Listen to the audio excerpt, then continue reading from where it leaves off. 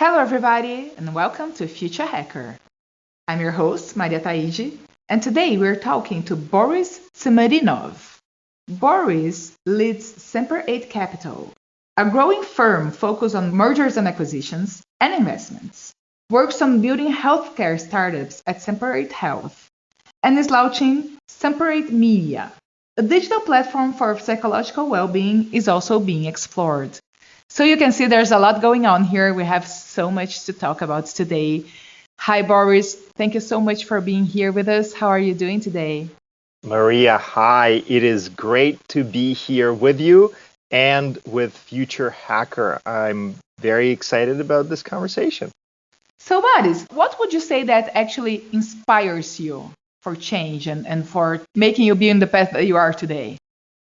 I think that we all have different aspects of our personality and our upbringing that drives us.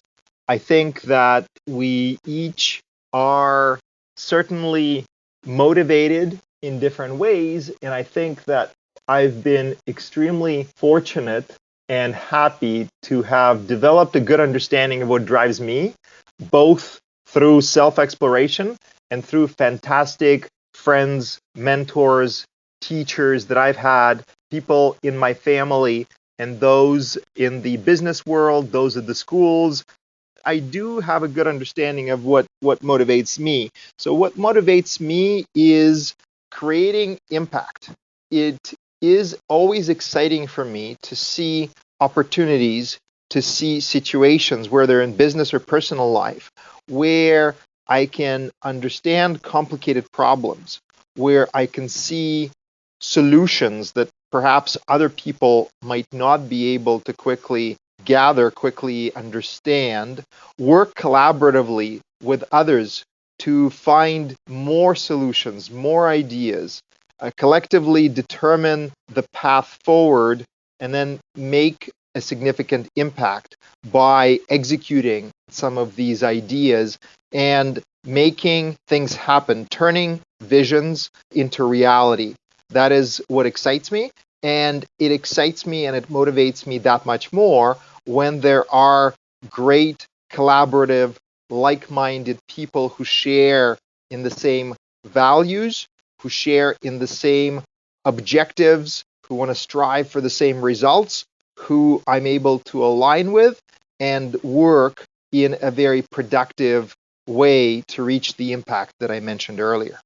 So, talking about turning visions into reality, right?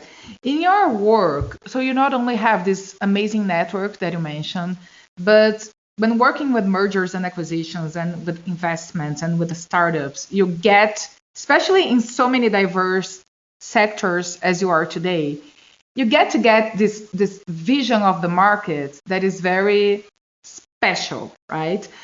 And talking about those last years with COVID, you've seen how so many people struggling, so many business shutting down, and also startups that weren't able just to develop their ideas and turn into a reality due to those hard times.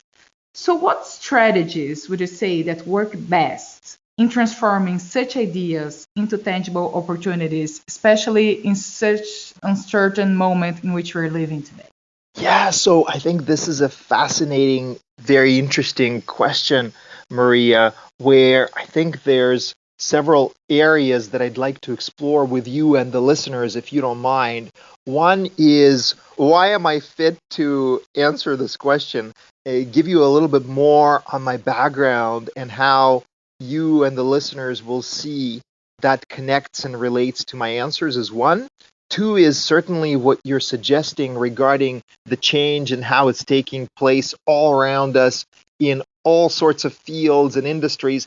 And thirdly, to some of the specifics of what you mentioned, is how might that change best manifest itself and what might be some of the paths of channeling that change. So, in terms of the many interests and many experiences that I've had that allow me the privilege and honor to be able to think about the variety of ideas and industries, is that when I was in a mergers and acquisitions firm prior to creating Semper8, prior to creating the entity that I lead, there I had an opportunity to work on a very broad range of deals and transactions, from helping sell companies to helping buy businesses for strategics, doing deals with private equity firms, doing deals with family offices, ultra high net worth individuals, doing complicated carve-outs, selling pieces of businesses, smaller pieces, larger pieces,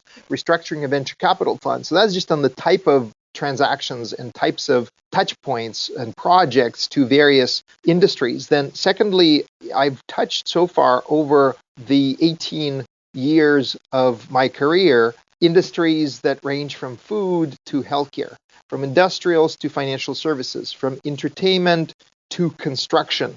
So it's been a very broad lens on a wide variety of sectors. And then lastly, some of my education, the undergraduate degree that I finished at the University of Toronto, which was finance, quantitative economics, and math focused, to CFA, Chartered Financial Analyst designation, and the Global Professional Master of Laws that I have allow me to have perspectives that are coming from business, from strategy, innovation, change management, finance, risk management, regulatory management, business law. So having done many, many different kinds of deals, having seen many, many different industries, and now running and leading the firm Semper8, which deals with a variety of businesses on merger and acquisitions and investment side, working with healthcare and life sciences at Semper8 Health, working with the media business in Semper8 Media, I think allows me very fortunate perspective to be able to see some big trends, some big directions that are developing in society at large and in some of those industries that I've touched or I'm touching. So that's a big intro, if you will. But then on the second part, of course, everything is getting disrupted. Everything is changing in general. That's just part of life and part of business. And innovation has become such an important word, whether it's through the teachings of Professor Clayton Christensen or Professor Michael Tushman and or others who are fantastic leaders showing us the way how to think about change and innovation. And then it has, of course, been accelerated, and innovation and its pace has changed as a result of the COVID-19 pandemic and all of the unfortunate things that so many people around the world, and I know especially in Brazil, have experienced with this horrible virus on one end, and on the other needing, as we are people, as we're humans, we always change, we always adapt, we can pivot given enough time to the circumstances. People are and businesses are innovating and shoring up and mitigating the issues, and at the same time taking advantage of opportunities that have emerged in this unusual situation. So I'm seeing disruption left, right, and center as far as people and businesses becoming more tech savvy, businesses digitizing their infrastructure, seeing where they can have efficiencies and improvements, whether it's from telecommuting and or working from home, or from use of tools that have emerged. And of course, some of the teleconferencing, whether it's Zoom or WebEx and others, is just scratching the surface of everything that is going on behind the scenes in some of the organizations, large and small. So I think that in terms of people and organizations being able to seize the change, someone once told me a crisis is change that is happening very fast. And indeed, this is what's happening. So those who are able to be nimble, agile, and who are able to direct their teams to both protect themselves and take all the safety precautions as needed during the pandemic, but also leave some mind space after that protection is available to what could be done better, what could be done differently. They can definitely at least be on the path of reaping advantages from it, i.e., what we're not thinking, what is not in our consciousness, or what we're not preloading into our subconsciousness, which is a whole other discussion. Obviously, that we cannot touch, that we cannot grasp. So I'd say first and foremost is being thoughtful, understanding where we are, and understanding that there needs to be a search for the opportunities. I think team cohesion and people aligning, people having enough psychological safety to be able to dream, to be able to innovate, to be able to test and implement new solutions is something that's key and important in these situations. And then, as we sometimes say in the business world and in the world of Harvard Business School alumni, execution is key, and there's lots of variations of this, but execution eats strategy for lunch. Maria, I don't know if you might know better variations of this, right? Yeah, yeah. But basically, as in the real estate industry, they say location, location, location. I'm going to say execution, execution, execution. I like a term that he used, that you have to have the psychological safety for that, because usually people that were facing all those challenges, when the fear of change still overcome that, that's when it's decided when a business is going to fail, or when you are actually going to be able to take advantage of the moment and change and innovate, right? And change the way that you're doing business. So taking that into consideration, which would be the most common mistakes you've seen lately in the market? Especially when it comes to, those startups that are looking for investors and people that are looking to escalate their business.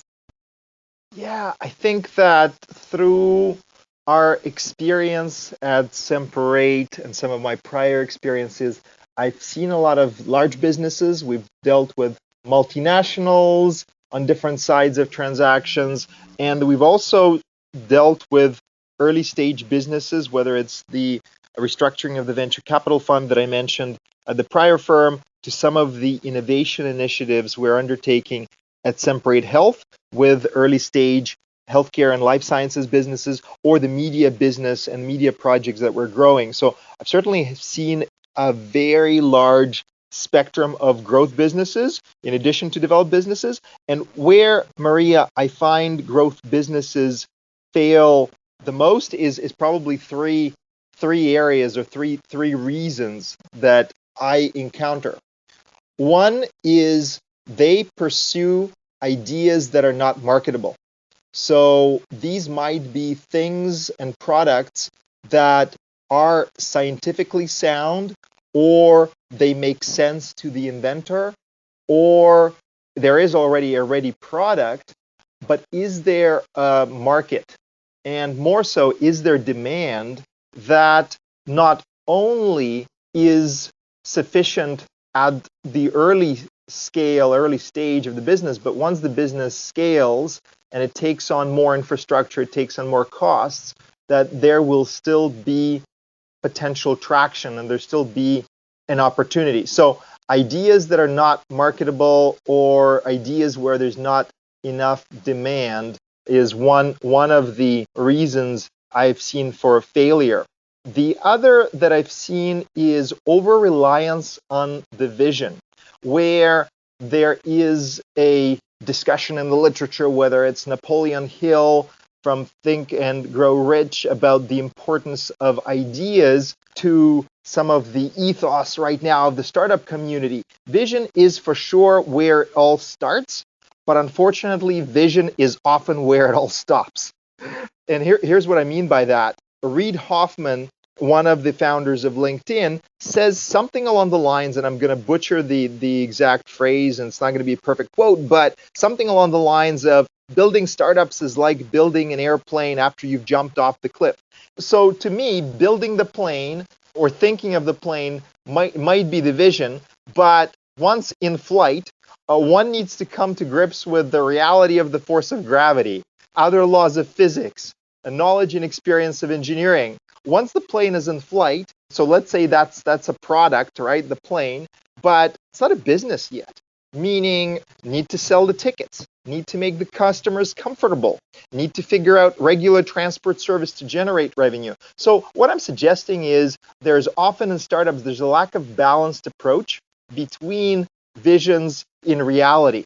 And I've brought this in earlier on, which is I think turning visions into reality is what we do a lot and what I'm very focused in as far as my motivation. And I think that not having a plan, not having a specific systematic approach to where the vision is going to go is one of the other reasons that this fails. And this is either because of not building specific plans and not being able to pivot anymore once it's beyond one person or a small team that is implementing the idea. I think that's one significant level. I think the other significant level, and might be a third reason why I think a lot of the growth stage and early stage companies fail, is because it's important to have the right people involved and the right mix of people, such that, as an example, Steve Jobs had Steve Wozniak, right? Elon Musk, who I know in some of the recent Tesla filings has taken on a new role of Techno King, right? He has his CFO, whom he's also titling a Master of Coin, Zach Kirkhorn, right? Mark Zuckerberg has Sheryl Sandberg. So having a team that is able to support each other, complement each other's strengths, weaknesses is the other thing that is sometimes lacking in early stage businesses. And I would say that these are some of the things that I definitely see as failures. And then of course there's many others, such as on the vision side, it's not being able to find minimum viable products specifically, right, within the search for the product demand. As far as it's dealing with team, there's lots obviously there on the HR side and building out not just the original co-founder team, but building out the structure and culture of the business. And then on the systematic approach that we talked about earlier, we could also talk about that a lot, where that might include the systematic approach to setting up the path for the business, financial plans, operations plans, et cetera, right? But these are the first three things that I think are very important for people to be mindful of, is making sure that they aren't thinking about this as exclusively as a jump into the unknown, but they jump with a plan, jump with the right people, and they know what happens next. Great, great, great points, Boris. Thank you so much for that. It was actually the perfect way to end our first episode. We still have so much to cover, so stay tuned, everybody. We're moving to a second episode with Boris Tsimerinov.